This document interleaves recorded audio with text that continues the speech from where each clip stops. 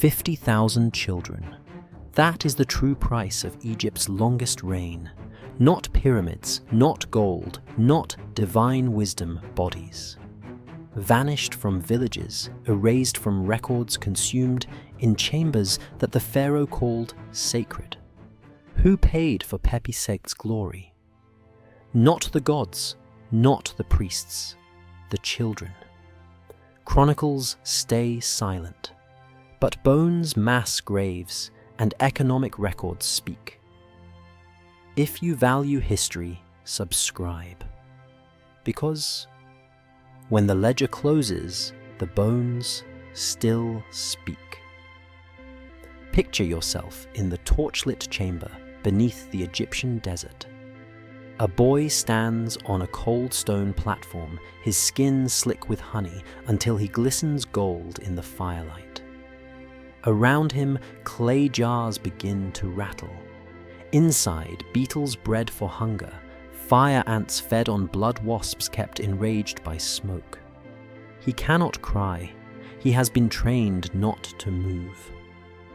With a gesture from a withered old man, the Pharaoh Pepi II, the jars are opened. Insects pour out. What follows is not punishment, not ritual sacrifice, but entertainment. This was not myth. Archaeologists uncover sealed chambers at Saqqara, filled with residue of honey, insect remains, and human bones the size of children. Ancient records whisper the same story. Pepi II reigned for more than 90 years, longer than any pharaoh in history, and across those decades, he transformed cruelty into Egypt's governing principle. The Old Kingdom collapsed not by foreign invasion, but by one man's appetite, institutionalized into law, ritual, and economy. We will follow this story through chronicles, archaeology, and philosophy. From the 6-year-old boy crowned in bull's blood, to the bureaucratic machine that fed tens of thousands into chambers of torment, to the collapse of a civilization hollowed out by its own king. The year is 2278 BC. A boy of 6 stands naked before 3,000 nobles, the air heavy with incense and fear. His name is Pharaoh Pepi, the 4th son of a pharaoh no one expected to die so suddenly. By chance, or by carefully arranged assassinations, every heir ahead of him is gone. Now, he is lifted onto the dais for a ritual designed to transform human flesh into divine power. What follows will not only crown Egypt's longest ruling pharaoh, but will fracture a child's mind in ways that would scar an entire civilization. The ceremony begins with the sacrifice of a white bull raised since birth for this single moment. Its throat is cut so precisely that blood gushes directly into a golden basin. Still, blinking, the animal collapses while priests seize the child. They plunge him into the steaming basin, holding him under until his lungs convulse and his body thrashes against their arms. He emerges gasping, drenched in blood, expected to cry for his mother. Instead, the boy laughs, not nervously, not in hysteria, genuine delight.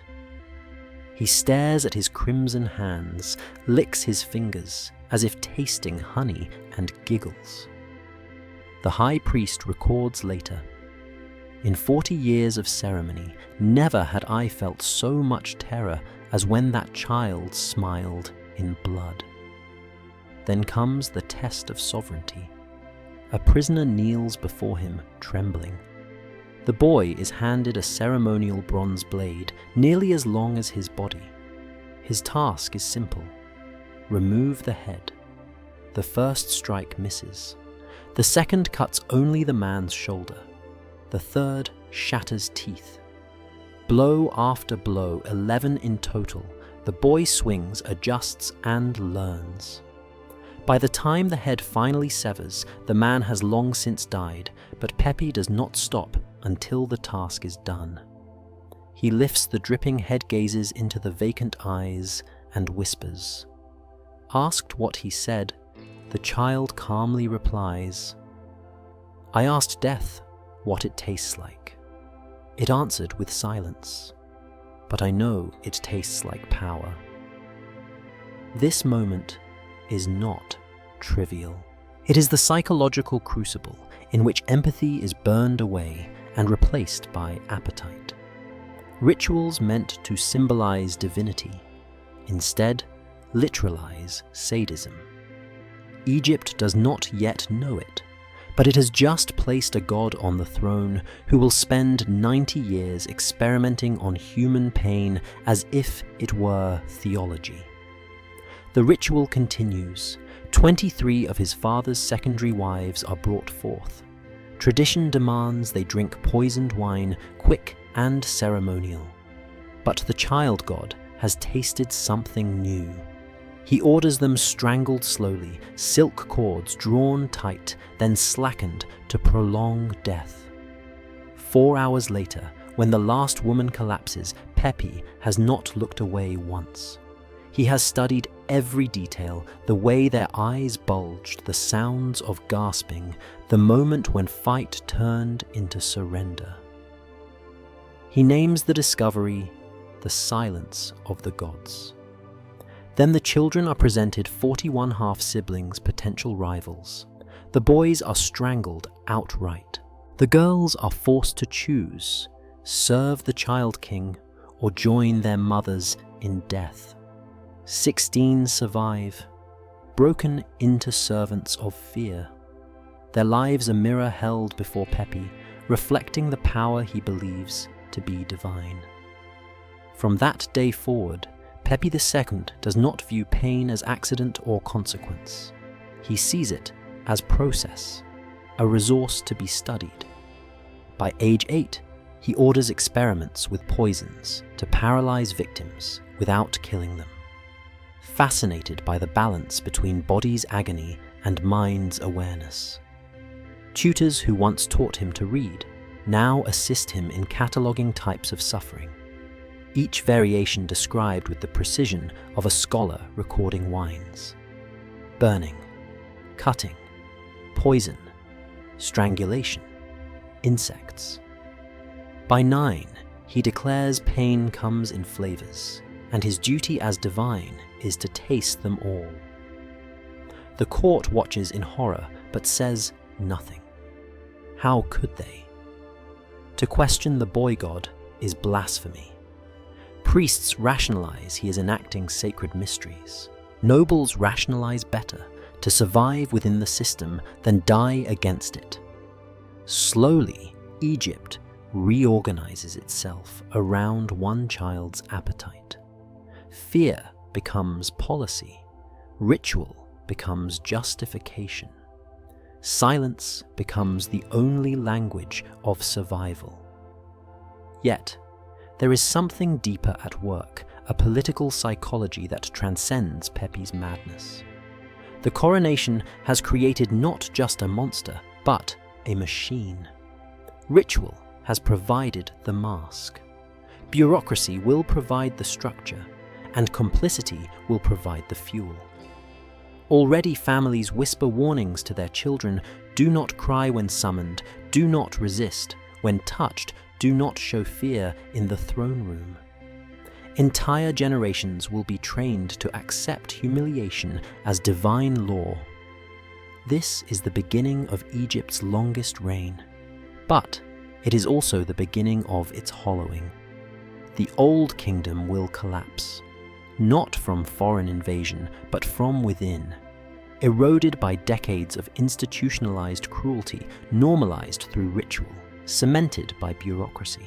Pepi III's coronation was no mere ceremony. It was the opening act of a civilization consuming its own children. So the governing question sharpens: was this horror purification of the state, or the perfection of control? The evidence points to the latter, but the answer will only be revealed in the ruins, in the bones of children buried nameless, in the collapse of Egypt's Great Pyramid Age. For now, we leave the 6-year-old boy crowned in blood, clutching a severed head, smiling as if he has discovered a truth hidden from all mortals. And perhaps he has. For in his laughter lies the warning: when a child believes himself a god, an empire will learn what monsters men can make. By the time Pepi is 8 years old, the throne room of Memphis has become less a court of justice and more a laboratory of suffering. What had begun as ritual killings during his coronation now evolves into systematic inquiry. He is no longer satisfied with the spectacle of blood. He begins to categorize agony with the meticulousness of a scholar cataloguing wines. It starts small. He discovers that certain poisons do not kill but paralyze. With the help of his tutors, men who cannot refuse the will of a god king, he experiments with different mixtures: lotus resin, snake venom, ground minerals. Some concoctions freeze the body while leaving the mind alert. Others dull the senses. Others turn muscles rigid until they tear themselves apart. The boy records these effects in scrolls as carefully as if he were learning mathematics. Scribes whisper among themselves, "This is not madness. This is method." At 9, Pepi has his breakthrough. He realizes that pain is not singular. It is plural, diverse, textured. Like wine can be sweet, bitter, or dry, suffering too has flavors. Burning is different from cutting. Cutting is different from insects. Insects are different from poison. He coins categories, invents hierarchies, and instructs his scribes to record them in organized tables.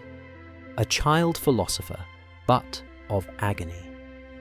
Egypt's most powerful empire is being led not by a strategist, but by a taxonomist of torment. Court observers describe him watching victims with the concentration of a student dissecting frogs. He is fascinated not by the deaths themselves, but by transitions. The way a scream falters into silence, the way the body arches under fire but collapses under ice, the way eyes widen under terror but glaze over under despair. He is mapping what he calls the pathways of the spirit through pain. And yet here lies the deeper horror. This is not framed as cruelty, but as theology. Priests rationalize that the God King is probing mysteries hidden from mortals. To interrupt his observations is blasphemy. Nobles nod in public while whispering their horror in private, yet none refuse him. Slowly, cruelty becomes sanctified. Pain is not just entertainment, it is research, it is ritual. It is divine work. One story survives from this period, preserved in the diary of a foreign merchant's guard. A cat wandered into the throne room one morning while Pepi was hearing petitions. It caught a small bird. The bird flapped desperately, its wing broken. The cat toyed with it. Normal business of state paused. Famine reports, military briefings, all silenced by the boy god's attention. For over an hour, Pepi watched the bird die slowly. When a courtier dared suggest resuming official matters, Pepi ordered him beaten unconscious. Only after the bird expired did he smile and declare the cat sacred. It showed me the truth, he explained. Death is not a moment. Death is a process. This one remark reveals the pivot point. For Pepi, life and death are not opposites, but stages of an experiment. And people, subject servants, even nobles, are nothing more than instruments to test his philosophy. By the age of 10, he begins drafting what he calls the Great Work, a comprehensive catalogue of human suffering. His teachers, once scholars of astronomy and mathematics, now find themselves reduced to assistants in atrocity. They help him classify the body's breaking points, measure durations of scream record, the effects of starvation versus thirst, or document the difference between fear of anticipation and pain of execution. What began as ritual has mutated into curriculum. At 11, Pepi writes a letter that historians still debate. Addressed to General Hark returning from Nubia, it requests the delivery of a pygmy dancer. The words seem innocent at first, like a child excited for a gift, but the postscript reveals the truth. Pepi also requests another child of identical weight to compare endurance. Which body survives longer without water? Which voice screams at higher pitch? This is not curiosity of a child. It is protocol of a scientist. By his teens, Pepi treats pain as a discipline, equal to law or engineering. He debates with priests about the hierarchy of torments the way philosophers might debate ethics. He insists that suffering is the only true medium for divine revelation. Priests terrified of contradiction validate his conclusions. Thus, cruelty becomes dogma. The silence of the elites seals Egypt's fate. No one dares interrupt him. No one dares name his work for what it is. Bureaucracy bends. Ritual adapts. Scholars record his findings. Complicity spreads not by enthusiasm, but by inertia. Every courtier who looks away, every scribe who sharpens his reed pen, every doctor who binds a wound so the victim can survive another test, all are bricks in the architecture of atrocity. When does cruelty cease to be an indulgence and become a profession? For Egypt under Pepi II, the answer came the moment he created a new office, the Overseer of Royal Entertainments. The title sounds ceremonial, almost harmless, like a master of festivals or games. But its true function was darker procurement.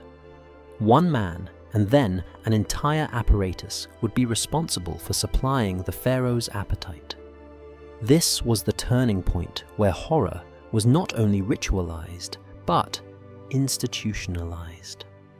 The court no longer whispered about a child king's cruelty. It now had an administrative address, a seal, and a chain of command. The first overseer, a man named Keti, was chosen not for brilliance, but for his lack of conscience. He was given resources, scribes, and guards, and within months he had established a network of human procurement that spread across Egypt like veins feeding a diseased heart. The structure was deliberate. At the top stood Keti himself, reporting directly to the pharaoh. Beneath him 4 regional directors, each responsible for an expanse of Nile territory. Each director managed 10 provincial coordinators, who in turn controlled village-level scouts. In total, more than 200 men existed, whose only task was to find transport and deliver children. They were rewarded not in coin alone, but in proximity to power. Scouts moved through villages disguised as tax collectors or temple officials, recording ages, weights, and family lineages. Boys between 8 and 14 were flagged. The criteria were chillingly specific. Certain heights, certain weights, even tonal qualities of voice. Pepi preferred higher pitches, easier for his aged ears to register when screams rose against stone walls. Children who fit were marked for collection. Their names vanished from household lists replaced with euphemisms like dedicated to service. Once selected victims were transported in modified boats with hidden compartments. Craftsmen built cages that could be lowered into grain shipments. Potters created jars for transporting insects. Metalworkers forged restraints small enough to hold a child's limbs, but strong enough to withstand frantic resistance. A logistics of suffering was emerging. Carpenters, sailors, smiths, scribes, all became complicit, their crafts twisted toward cruelty. Doctors played their role as well. Palace physicians were not healers in the conventional sense, but managers of durability. They were instructed to keep victims alive, to patch wounds, to strengthen bodies just enough so they could endure repeated torments. Their skill, once meant to prolong life, was now measured by how long a boy could be recycled into the rituals. The overseer's bureaucrats kept meticulous records. Procurement ledgers list quotas by region tallies of boys' delivered notes on their suitability. A child who screamed too weakly might be rejected. One whose body broke too quickly was marked as inefficient. Human beings were evaluated as livestock. In some records, the line between an ox and a boy disappears entirely, both reduced to columns of numbers in the pharaoh's economy of pain. Through Keti's machinery, cruelty became industrialized. It was no longer dependent on Pepi's whim alone. It had infrastructure hierarchy supply chains. Egypt, one of the most organized states in the ancient world, bent its administrative genius towards sustaining atrocity. Roads carried grain, yes, but now also carried chained boys. Temples counted offerings, but also counted quotas. And this system fed not only Pepi's desires, but also the survival instincts of those beneath him. A village governor who failed to meet quotas risked his family's execution. A provincial coordinator who delivered above expectations was rewarded with wealth or land. Fear and greed ensured compliance. What began as one man's obsession spread outward, as a survival economy where complicity became safer than resistance.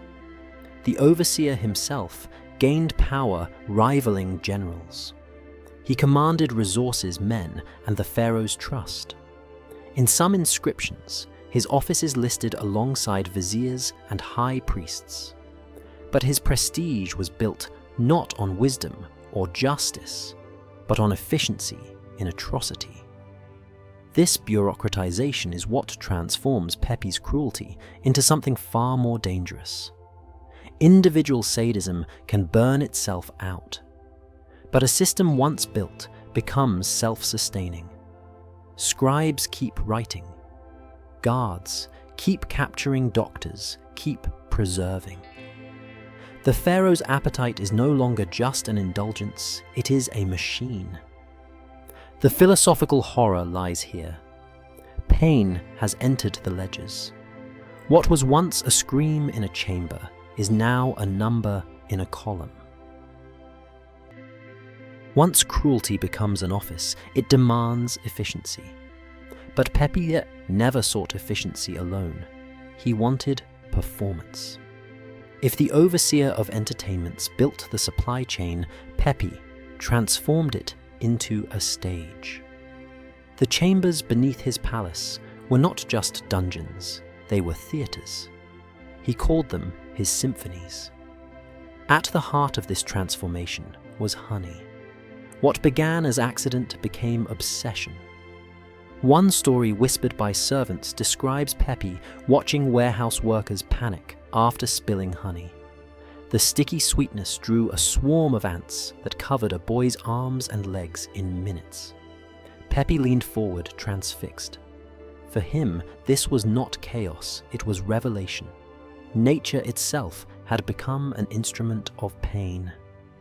The pharaoh ordered the first chamber prepared, a simple room at first sealed to contain sound, a stone platform at its center, drainage channels carved for fluids, leather restraints positioned with calculated looseness, tight enough to prevent escape, but loose enough to allow writhing so the suffering could be seen.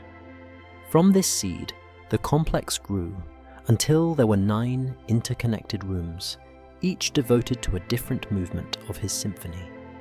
Preparation chambers where boys were stripped and inspected for flaws.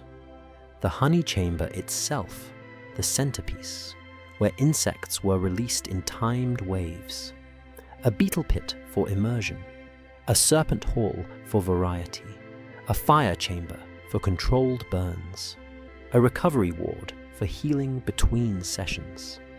A disposal chamber whose name says enough. At the center, an observation platform high enough for Pepi to command like a conductor. What made these rituals different from earlier cruelties was their scientific refinement. Pepi demanded experiments. Honey alone was insufficient.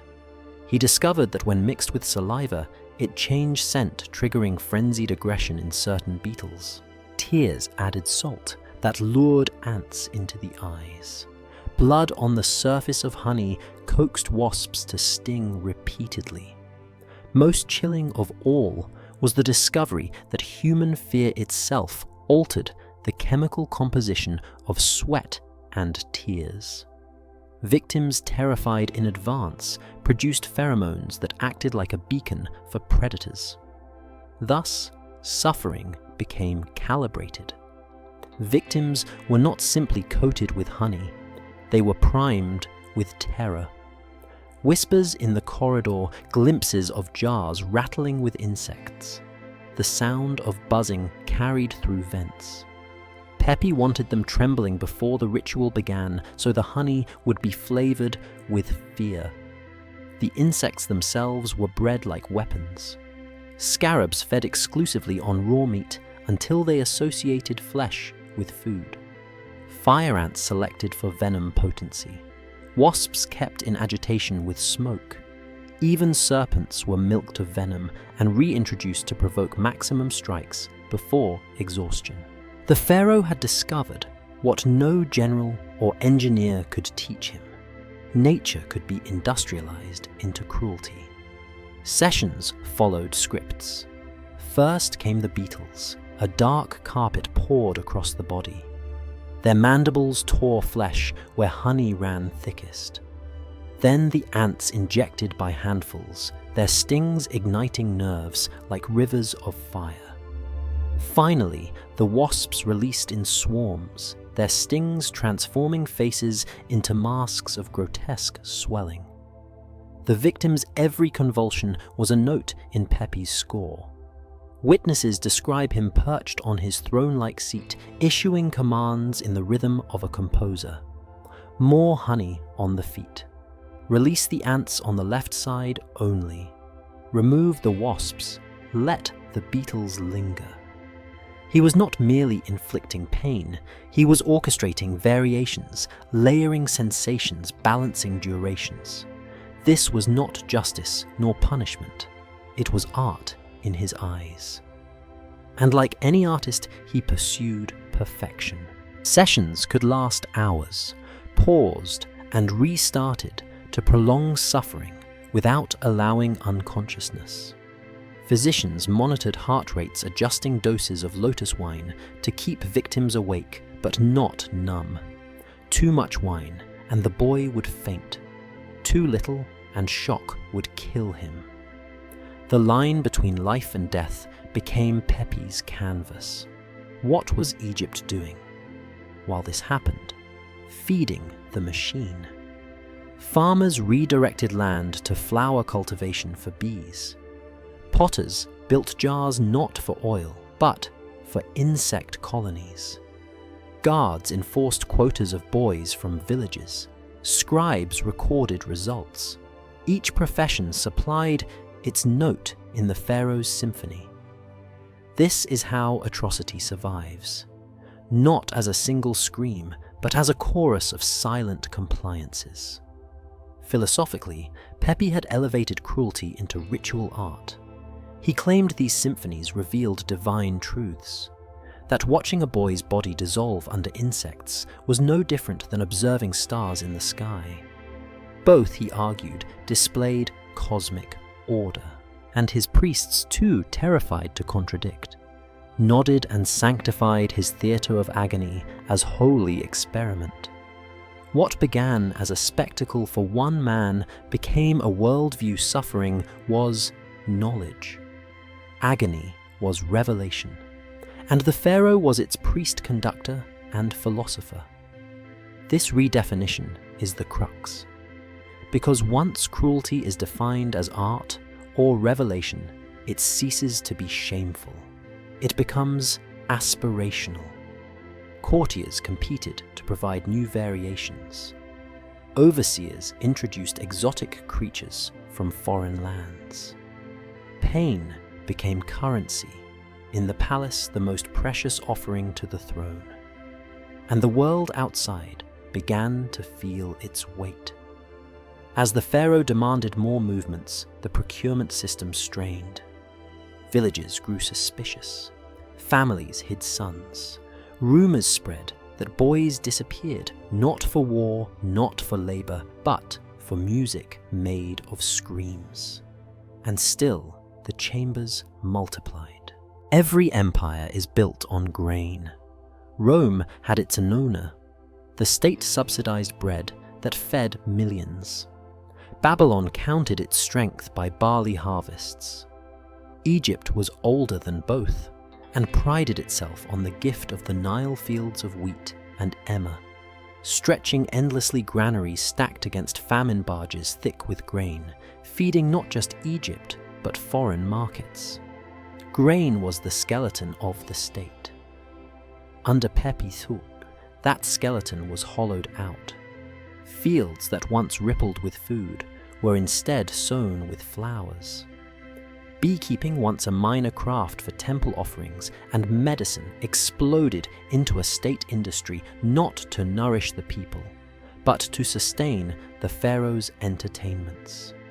The honeyed chambers consumed rivers of sweetness. The pharaoh's appetite demanded not jars, not amphorae, but whole provinces of production. The numbers are staggering. Records from later dynasties hint that honey production during Pepi's final decades was greater than the entire previous century combined. And this occurred during a period of ecological stress. The Nile floods began to falter. Cycles of drought gripped the land. In such years, every stalk of wheat was precious. But Pepi decreed otherwise. Flower fields bloomed while children starved. This was more than negligence. It was the political economy of atrocity. Agriculture, labor, and distribution were reorganized not to feed people, but to feed ritual cruelty. Each jar of honey was a tool of torture. Each flower field, a chamber in disguise. Behind every scream in Pepi's palace was a starving village denied its bread. The bureaucracy adapted accordingly. Overseers of agriculture reported quotas of nectar rather than grain. Tax collectors demanded shipments not of wheat, but of honey. Temples traditionally allotted bread, for offerings found themselves paying in liquid gold instead. When priests complained, Pepi's officials reminded them the pharaoh himself was the living god, and his needs outweighed even the gods of the temples. Resistance meant accusations of impiety, often followed by disappearance. What did this look like on the ground? Imagine a farmer standing in his field, watching bees swarm his hives while his family gnaws on bark and roots. Imagine women mixing clay with grain husks to stretch bread that no longer fills stomachs. Imagine children's bellies swollen not from food, but from hunger, while jars of honey are carried past them on guarded barges bound for Memphis. The sight was not abstract. It was daily humiliation, a lesson carved into empty stomachs. The pharaoh's pleasures mattered more than your survival. The impact was catastrophic. Malnutrition weakened entire provinces. Diseases spread faster among underfed populations. Soldiers conscripted from starving families deserted rather than serve a system that starved their kin. Even the animals bore the weight oxen driven to exhaustion, hauling flower harvests bees, bred in such numbers that ecological balance tipped. Honey was no longer food. It was weapon currency and symbol of the pharaoh's dominion. Historians often ask, why did no one stop this? The answer lies in the nature of power. Pepi did not merely consume honey, he consumed the very possibility of protest. Governors who failed to deliver quotas were executed. Their families enslaved, their provinces stripped. Officials competed in excess to prove loyalty, sending double quotas to avoid suspicion. In such a system, famine was not a failure of governance. It was policy. Hunger itself became a tool of control. The pharaoh's ideology provided the mask. Priests declared honey sacred, a symbol of immortality, the food of the gods. Its use in ritual was praised as elevating the human body into the divine. But every villager knew the truth. Honey was no blessing. It was the smell of loss, the taste of starvation, the price of screams echoing from chambers they would never see. Philosophically, this marked the most perverse inversion of statecraft. Empires exist to convert resources into stability, bread into loyalty taxes, into armies, temples into legitimacy. Pepi inverted the formula. He converted resources into fear. Bread was withheld. Honey weaponized life, reduced to a currency of pain. Egypt's administrative genius, once admired across the ancient world, was now bent toward feeding one man's obsession. And famine bred desperation. Families began to make choices unthinkable in earlier generations. Some sold daughters into servitude to spare sons from selection. Others scarred boys, deliberately burning faces or breaking bones, hoping deformity would disqualify them. Villages lied about plagues, fabricated raids, or staged drownings to explain the absence of children. Yet, the quotas still came, and scouts always found what they sought. Honey financed terror. Terror reinforced demand. Consider the irony. The world's oldest agricultural civilization, sustained for millennia by its breadbasket, withered not from lack of knowledge or irrigation, but because its fields were enslaved to a predator's appetite. Egypt's collapse did not begin with foreign invaders or natural cataclysm. It began with policy, the deliberate reallocation of survival toward spectacle. What Rome learned with gladiators. Pepi anticipated centuries earlier that the crowd can be starved into submission, while cruelty is staged as ritual. Except in Pepi's case, the crowd was not entertained. They were harvested. The screams were not for public distraction, but for private obsession. This was tyranny at its purest form. Economy as weapon agriculture, as accomplice hunger, as theatre. And the consequences extended beyond food. Trade networks began to shift. Foreign merchants, already whispering about Egypt's decline, grew wary of importing honey produced on the backs of suffering. Internal markets fractured. Nobles hoarded supplies. Priests distanced themselves, cloaking withdrawal in theological language. But it was all downstream of the same fact. Egypt's most basic system of survival had been restructured around organized cruelty. The logic is inescapable. A state that feeds atrocity before it feeds its people is a state that cannibalizes itself. Pepi's Egypt had crossed that line. All right, now we descend into the demographic abyss. What happens when a society bleeds out its children? Here is Part 7, Demography of Absence. Written at full depth, 800-900 words. A civilization can endure famine.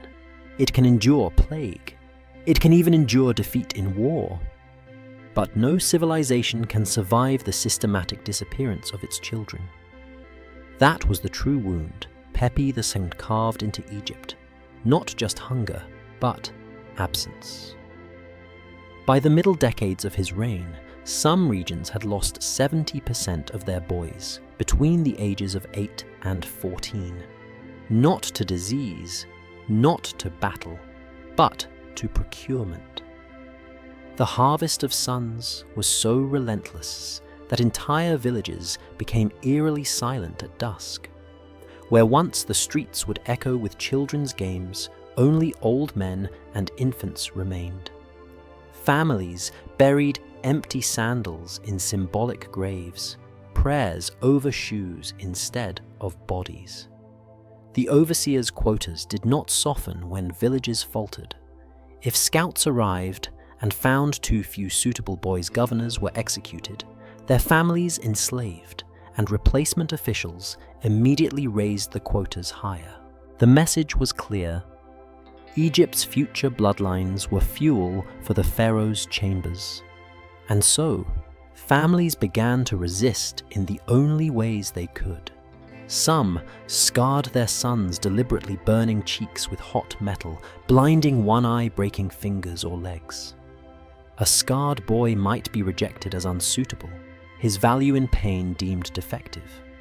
Others fed their sons foul concoctions to simulate illness herbs that caused temporary paralysis mixtures that provoked fevers.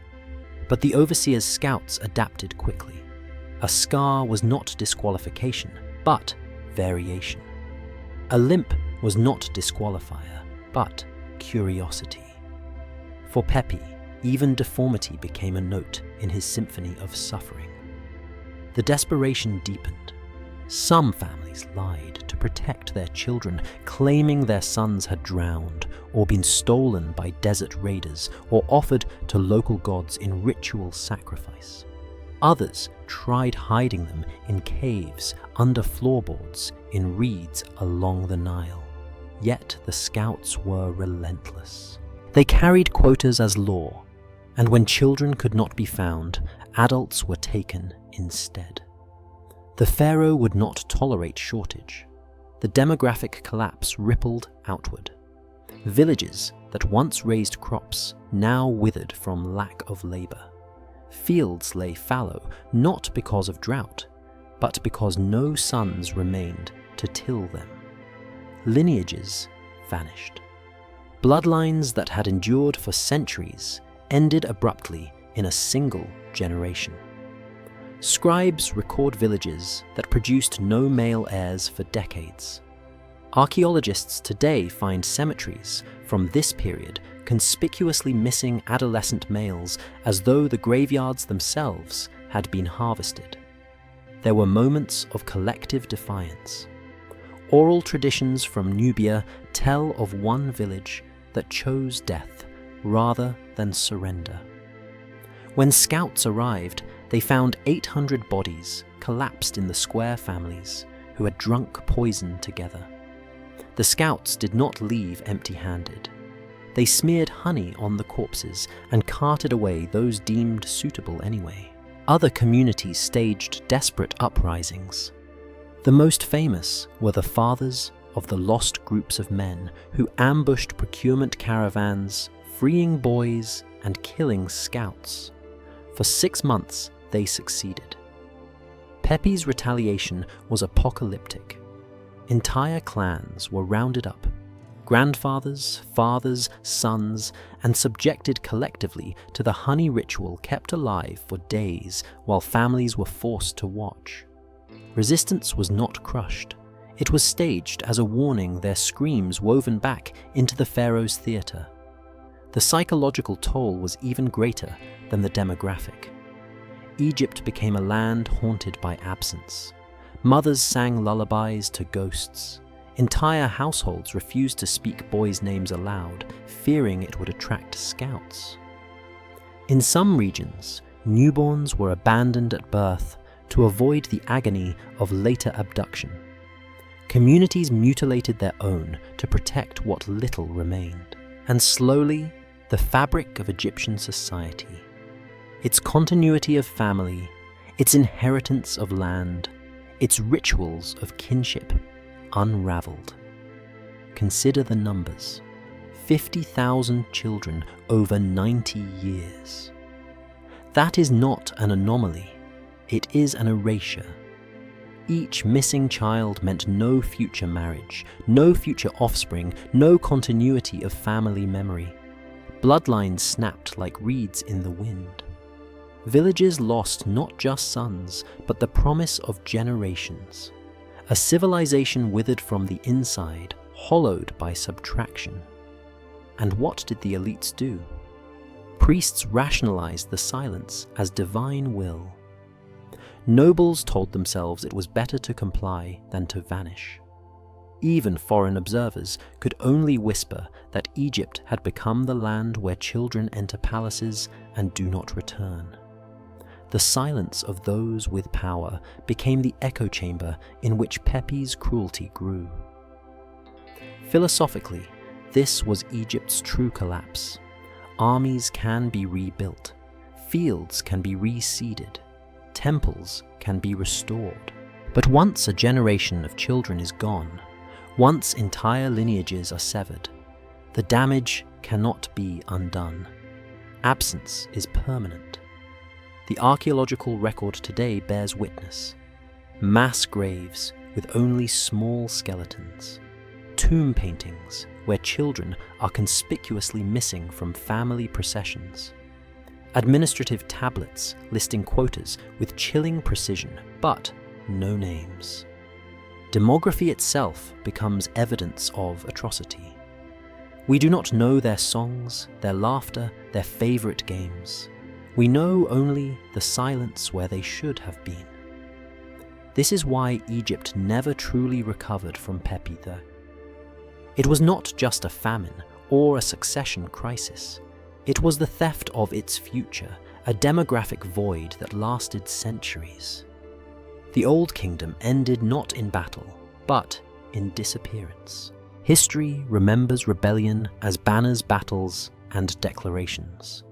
But under Pepi II, resistance began with whispers in the night. Fathers carried clubs and knives to intercept the caravans that stole their sons.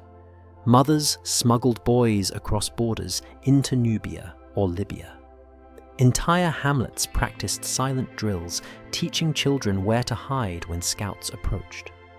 For a brief moment, it seemed possible that ordinary people could fracture the pharaoh's machine.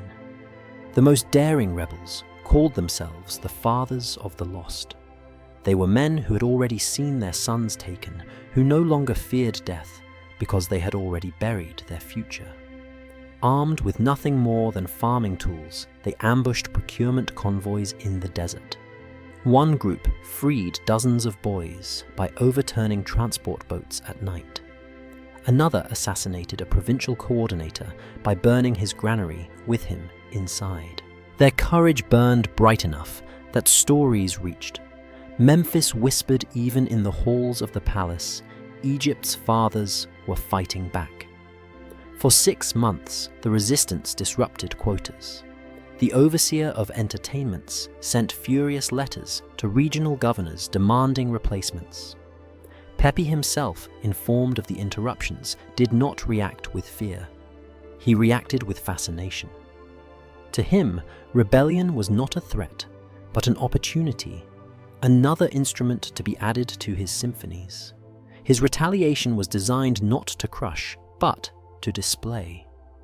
Scouts marked the families of suspected rebels. Within weeks, hundreds of men, women, and children were marched to Memphis. They were not executed swiftly, they were staged. Pepi ordered entire bloodlines subjected to the honey ritual kept alive with medical intervention so their suffering could last for days. Fathers were forced to watch sons, sons to watch fathers, until the distinction between victim and witness collapsed. Their torment was not punishment, it was theatre spectacle. For a god-king who saw resistance as just another variation of pain, the message was unmistakable. Resistance would not merely fail, it would be consumed, digested, and repurposed into entertainment. In Pepi's Egypt, to oppose was to volunteer your family as cast members in a performance no one survived. Yet, people still tried. In one village, scouts arrived to find the square filled with corpses, an entire community of hundreds who had chosen collective suicide by poison rather than let their children be taken. Pepi's response was to smear honey on the dead and order them displayed in the palace courtyard. Even death by choice, he declared, could be turned into his theatre. Over time, the machinery of erasure grew more precise.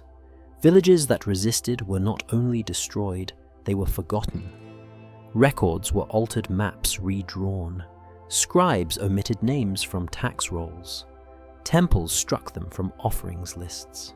Families that survived were scattered into slavery, their identities dissolved. Resistance was not only punished in the body, it was annihilated in memory. Egypt itself rewrote its own landscape, smoothing over rebellion as though it had never happened. This erasure was not incidental, it was deliberate. Pepi understood what all tyrants understand. Memory is as dangerous as swords. A rebellion remembered can be repeated. A rebellion erased becomes nothing but rumor. And so the overseer of entertainments maintained not just quotas of flesh, but quotas of silence. The bureaucrats of atrocity learned to bury evidence as carefully as they buried bodies. Psychologically, this strategy deepened Egypt's paralysis. To fight was to vanish twice, once in body, once in memory. To submit was at least to persist, however mutilated. And so complicity metastasized. Better to survive in silence than to scream into oblivion. The priests played their part sanctifying erasure as divine will. They claimed entire villages had been cursed by gods, their disappearance a punishment for blasphemy. In reality, they had been wiped from the map by the pharaoh's vengeance. Nobles reinforced the silence by telling themselves it was not their sons being taken. Foreign observers added their disgust. Sumerian tablets describe Egypt as a land where names are unspoken because they are already ash. Rebellion, resistance, remembrance, all were devoured by the same machine. What Pepi proved is that cruelty once institutionalized does not merely kill. It rewrites the record, leaving absence where life once stood. Pain became spectacle, memory became silence. And yet fragments survived. Oral traditions from Nubia, from desert tribes, from families who escaped to Libya carried stories of resistance across generations. Songs about the fathers of the lost lingered like ghosts. Archaeological records burned villages, mass graves, abruptly broken tax rolls speak in the gaps of official silence. Even Pepi's erasures could not erase everything. Bones, as always, remember what scribes deny. Philosophically, this is the core of Pepi's power. He transformed resistance into ritual fuel. He converted rebellion into entertainment. He erased memory until silence itself became complicity. Egypt was not simply ruled by fear, It was ruled by the annihilation of alternatives, and the consequence was devastating. By the later years of Pepi's reign, Egypt was not a civilization of proud farmers and builders, but a graveyard of absences. Children gone villages, erased fathers dead or enslaved. What remained was a hollowed state that fed on its own marrow, a husk that no longer remembered what it meant to resist. But even silence has limits. When an empire devours its children and erases its rebels, the world outside takes notice. Foreign merchants, priests, and kings began to whisper of Egypt not as a land of gods, but as a cursed wasteland. The next collapse was not internal, but international. Every empire survives, not only on what it grows, but on what it trades. Cedar from Lebanon, tin from Anatolia, gold from Nubia. Incense from Punt Egypt's lifeblood flowed along rivers and across seas as much as through the Nile's fields. But pride depends on trust. And trust dies faster than crops when a kingdom becomes synonymous with horror. By Pepi II's later decades, Egypt's reputation abroad had curdled into revulsion. The stories spread first as whispers among merchants. Boys disappearing by the thousands, honey shipments swollen far beyond reason, temples' silent priests evasive, caravans reporting villages emptied not by war but by Pharaoh's demand. Traders from Sumer and Byblos began refusing Egyptian ships. Some left records that survive. Any man who enters Egypt is unclean for 1 year. Any goods from that land must be burned without payment. This was not religious superstition. It was moral quarantine. Egypt, once the granary of the Mediterranean, was now the land of vanished children. Ports that had welcomed Egyptian barges for centuries closed their docks. Merchants rerouted around Egyptian waters, sailing hundreds of miles farther to avoid contamination by association. Even the mysterious Sea People's raiders, who feared little, described Egyptian ports as cursed harbours. Nubia, long Egypt's tributary and source of gold, took drastic measures. Fortresses rose along the border. Villages evacuated children into hidden desert camps. When Egyptian troops attempted to raid for boys, they found empty settlements. A Nubian inscription carved into stone makes the judgment clear. Let the monster of Memphis starve for want of southern gold and southern children both. The ripple effects inside Egypt were catastrophic. Tin for bronze weapons ceased to arrive, leaving soldiers armed with brittle copper. Lebanese cedar for construction vanished, halting temple projects. Incense from Punt vital for rituals disappeared from markets. Trade collapse compounded famine, compounding fear. Egypt was not only starving, it was isolated. And isolation eroded legitimacy. Egyptian kings had long styled themselves as the axis between gods and men, masters of a cosmic order affirmed by international recognition. When foreign kings refused contact, that illusion shattered. The pharaoh's divinity no longer radiated outward. It collapsed inward, devouring itself. Meanwhile, the priesthood withdrew. Temples that once sang the pharaoh's name fell silent. Inscriptions replaced Pepi with evasions. The throne in Memphis, or the Ancient One. Priests refused to send offerings to the capital. Some claimed poverty. Others invoked omens. But the message was unmistakable. The divine machinery of Egypt was distancing itself from its god-king. The military followed. Young men avoided service. Fearing conscription meant not war, but involvement in the procurement system. Officers deserted, garrisons melted away.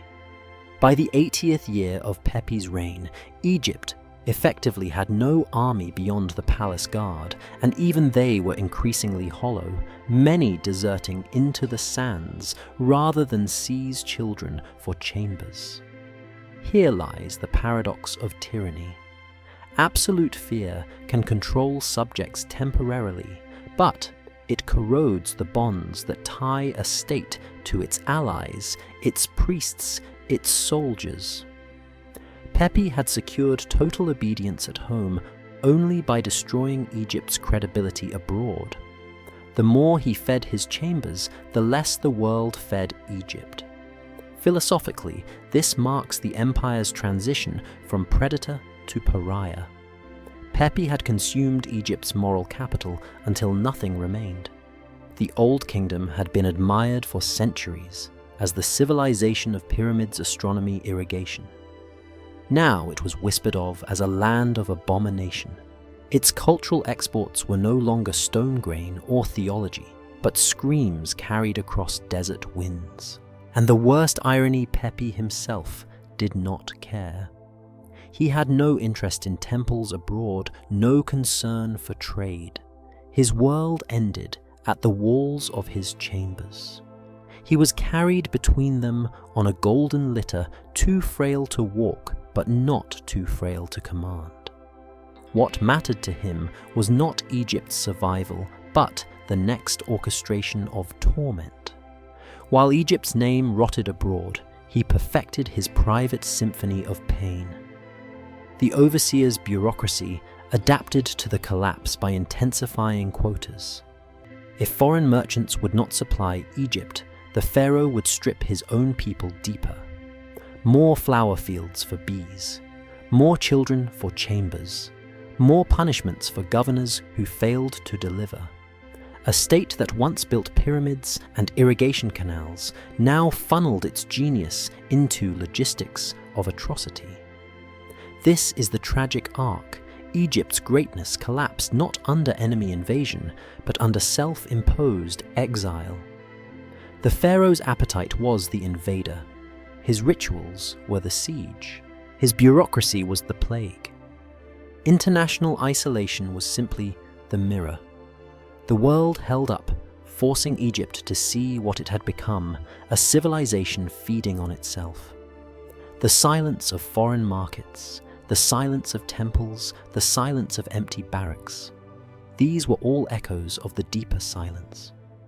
Pepi worshipped the divine silence of broken victims.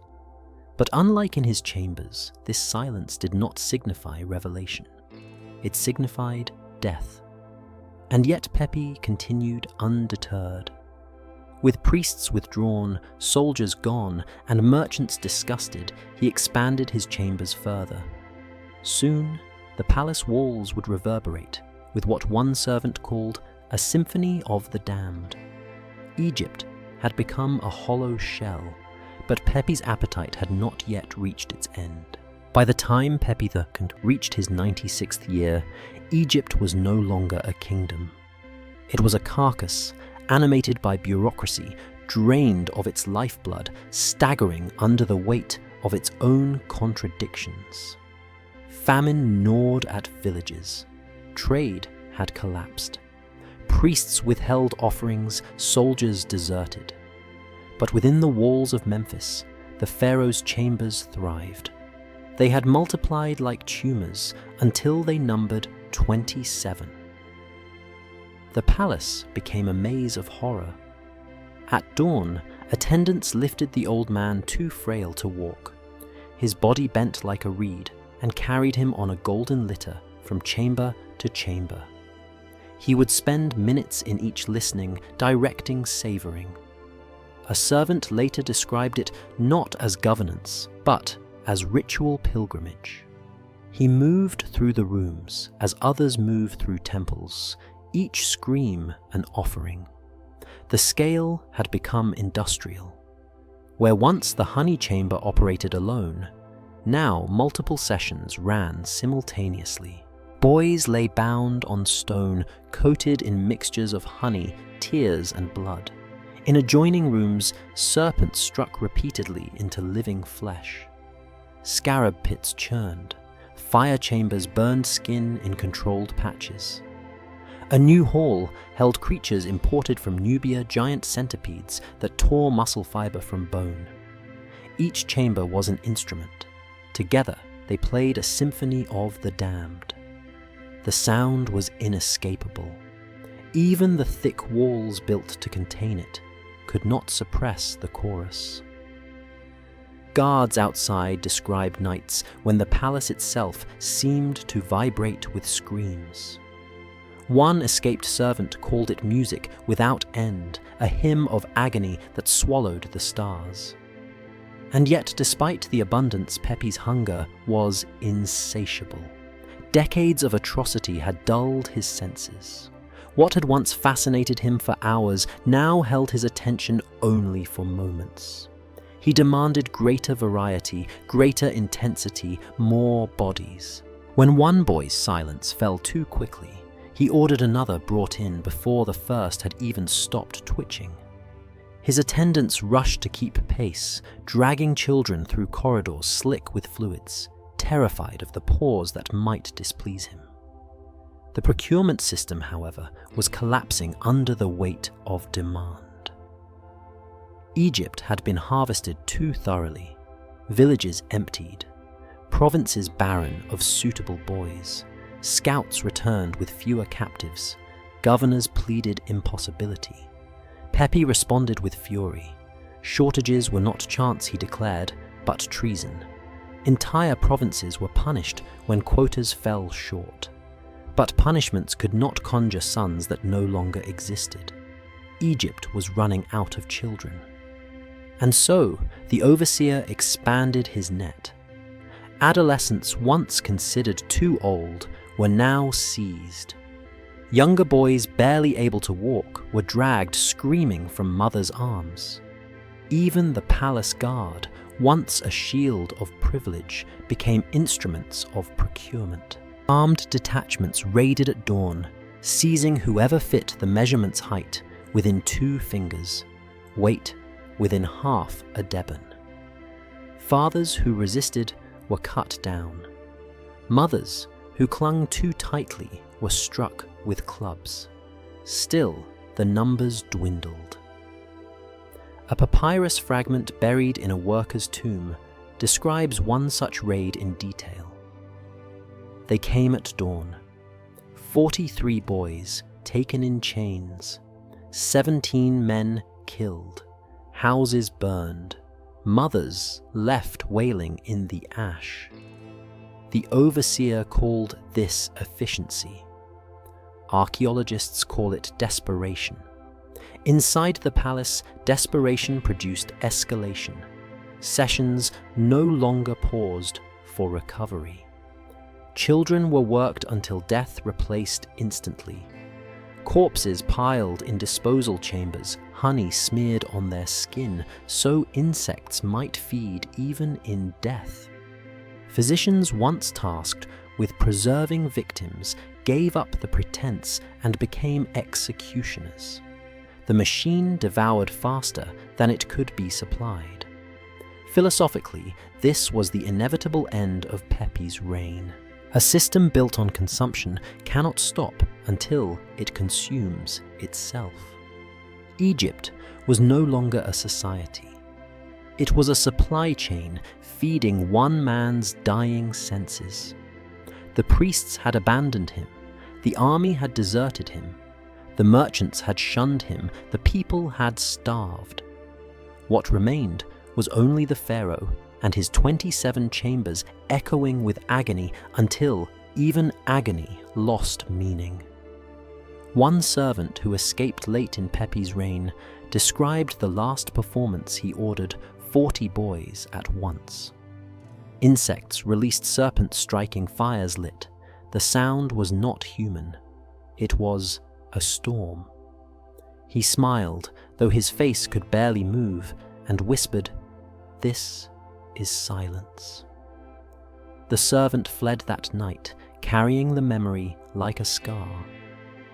This was the final symphony, not a single act, but a culmination of 90 years of atrocity conducted by a man who had long ceased to see human beings as anything more than instruments. And yet, even in this crescendo, the cracks were visible. Sessions aborted for lack of victims, caravans returning empty, overseers executed for failure. The machine was devouring its own gears. Egypt itself was hollow, villages depopulated, temples barren, army gone, and at the center, an ancient king still clutching honey, demanding music from mouths that no longer existed. Open loop. 3 days later, Pepi would die. Not at the hands of rebels, not in battle, but in bed, clutching honeycomb lips curled in hunger. And in his death, Egypt would collapse into chaos, its monuments crumbling as deliberately as his body. In the 94th year of his reign, the pharaoh finally died. Not on a battlefield, not by rebellion, not even by divine judgment. Pepi II slipped into death, quietly clutching a piece of honeycomb in his frail, spotted hand, his lips twisted into what attendants described as an expression of hunger. The man who had consumed 50,000 children died as he had lived, insatiable. But his death did not release Egypt. It detonated it. The moment the news spread through the palace, Memphis erupted not in mourning, but in panic. Everyone understood what had to happen next: erasure. Servants rushed through archives carrying armloads of papyrus into courtyards where bonfires already blazed. Not ceremonial flames, but frantic destruction. Ledgers of procurement records of quotas, reports from governors, decades of documentation fed to fire. For days the smoke rose above the capital, a funeral pyre not for Pepi, but for the truth. Stone inscriptions were chiseled out, names scratched off monuments.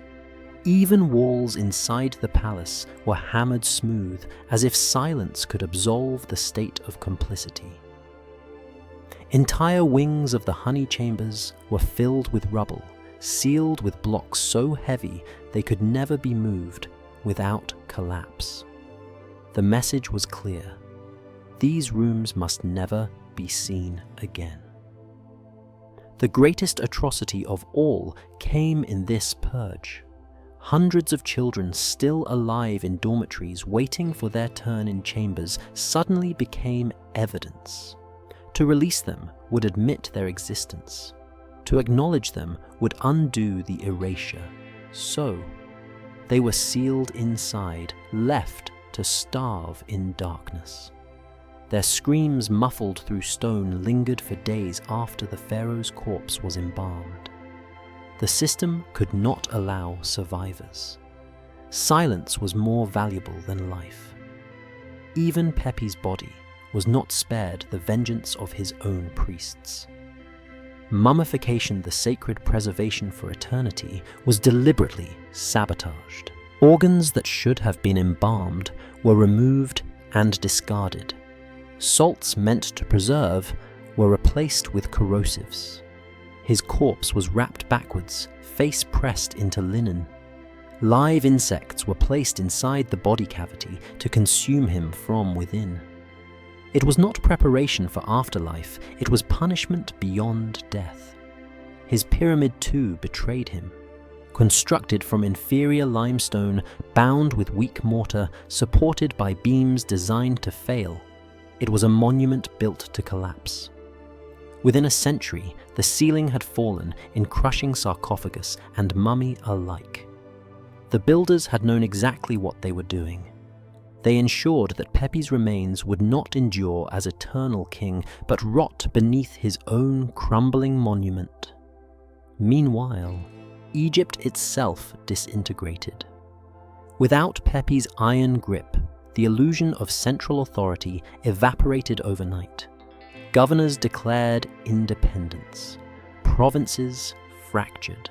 Irrigation systems, neglected for decades, collapsed into disrepair floods, spilling unpredictably across fields. The Nile's gift could no longer be managed. Crops withered, famine deepened. Trade routes already severed did not return. Foreign merchants had found new paths, new partners, and wanted nothing from a land so stained. Wealth evaporated. Nobles hoarded what little remained, retreating into fortified estates. Priests withdrew entirely, sealing temples against the chaos. Soldiers, those who hadn't deserted, already fled into the desert to become bandits. Within months, the Old Kingdom, the most enduring political order the world had known, ceased to exist. 8 centuries of centralized rule collapsed not from invasion or natural disaster, but from one man's appetite, institutionalized into state machinery. Egypt fragmented into petty warlord states, each scrabbling for survival amidst famine and social trauma. The wounds cut deeper than politics. Demographically, the country was broken. Generations of missing boys meant entire bloodlines were extinguished. Villages lost their future fathers. Families could not recover. Archaeologists note entire regions where the population never again reached pre-Pepi levels. Egypt did not simply lose children, it lost potential continuity and memory. And memory itself was poisoned. Official inscriptions called Pepi, the Ancient One, never naming him. Priests spoke of the throne at Memphis, avoiding his person.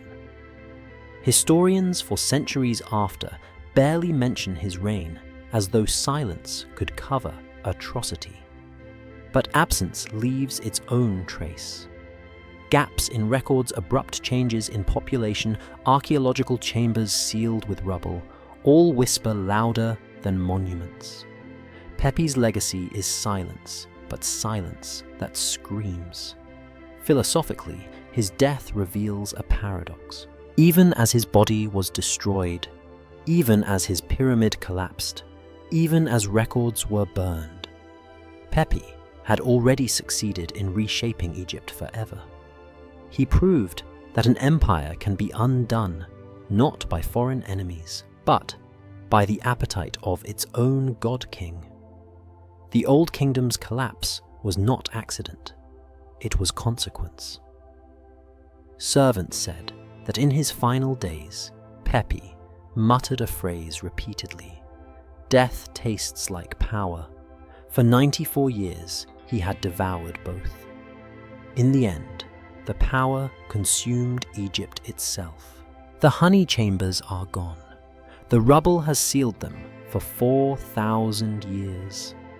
Pepi's pyramid lies in ruins, his body consumed by the insects his priests planted inside him. The Old Kingdom collapsed, its irrigation had failed, its provinces splintered. And yet the question remains, what truly destroyed Egypt? Was it divine curse? Nile drought, foreign enemies? Or was it something more intimate, a civilization devoured from within by its own god-king? The evidence leaves little room for doubt. Pepi's cruelty was not ritual purification. It was not divine mandate. It was control through systemic humiliation. It was the conversion of suffering into infrastructure. Egypt did not collapse because it was weak. It collapsed because its greatest strength, its bureaucratic genius, was redirected toward atrocity. The very system that once raised pyramids and tamed the Nile now harvested children, recorded quotas, bred insects, and silenced resistance. This is the legacy Pepi leaves us, the pattern of industrialized cruelty. It is tempting to call him an aberration, a monster outside history. But the truth is more dangerous. Pepi is not unique. He is archetype. Consider Rome. The Emperor Tiberius, retreating to his villa on Capri, kept boys trained to swim in his pools, nicknamed his little fish taught to nibble at his body. His reign lasted 23 years, not 94. Gilles de Rais, French nobleman and companion of Joan of Arc, murdered somewhere between 80 and 200 children, staging ceremonies of horror in his castles. His career spanned 8 years. Elizabeth Bathory, the Blood Countess, tortured and killed young girls across her estates, allegedly bathing in their blood. Historians debate whether it was 30 victims or 600. Her spree lasted 2 decades. Pepi's difference is scale. He reigned for nearly a century. He consumed not dozens or hundreds, but tens of thousands. And unlike later predators, he made cruelty a state function. The overseer of entertainments was not folklore, it was bureaucracy. The honey harvest was not rumor, it was agricultural policy. Egypt itself became an accomplice. That is what chills most the complicity. Pepi did not act alone. He was carried by scribes who sharpened their pens to record quotas, priests who sanctified torture as divine nobles who looked away, doctors who preserved boys for reuse, craftsmen who built restraints, farmers who tended flowers instead of grain. Cruelty scaled not because of one man's appetite, but because an entire society normalized it. This normalization is the eternal pattern. At first horror shocks, then it repeats, then it becomes routine. Eventually, it becomes sacred, legal, invisible. Pepi's Egypt teaches us that no atrocity is too large to become banal if wrapped in ritual and bureaucracy. And the silence of victims completes the pattern. We do not know their names. We do not know their songs, their laughter, the way their mothers held them. We know only numbers, quotas, mass graves, demographic absences. Pepi is remembered. His victims are erased. This too is the pattern of power, the ruler's name carved in stone, the children's voices buried in silence. But bones remember. Archaeology breaks the silence that chronicles enforced. Mass graves reveal trauma patterns. Demography exposes absence. Honey jars unearthed in chambers still hold traces of human remains. When the ledgers close, the bones speak. They accuse across 4 millennia Egypt's collapse was not inevitable. It was chosen, engineered, consumed by the hunger of one man given absolute power. And here lies the warning. Every civilization is one unchecked ruler away from collapse. Pepi was not born a monster. He was made one by succession crises, by priests who transformed a 6-year-old into a god, by courtiers who surrendered their judgment, by a system that rewarded obedience over resistance. He was constructed by context. That means he can be repeated. Look around. Do we not see echoes? Leaders insulated from consequence. Bureaucracies that file away suffering in ledgers. Victims who disappear into systems that insist they never existed. Private islands instead of chambers. Ledgers of profit instead of quotas of boys. Different forms, same pattern. Pepi's philosophy survives because it is not ancient at all. It is human. The governing question was this: was Pepi's cruelty divine ritual or political control? The answer is brutal. It was never about gods. It was about ensuring no subject could resist, no family could refuse, no society could imagine a world without him. By consuming Egypt's children, he consumed Egypt itself. And when he died, the hollow shell of his kingdom crumbled with him. What remains today are ruins. His broken pyramid, his sealed chambers, his erased inscriptions. But ruins whisper. They tell us that civilization does not fall only to flood or sword. Sometimes it falls to appetite, to silence, to complicity. Sometimes it dies from the inside out. The boy coated in honey, 4,000 years ago, still screams. We may not know his name, but his silence judges us. The question is not whether we hear him. The question is whether we are listening, whether we recognize the pattern before it repeats. Because Pepi is dead, but the pattern survives. And history teaches us this unchecked power always finds its chamber, always finds its victims, always writes its ledgers of pain. Unless it is stopped, it will always compose another symphony.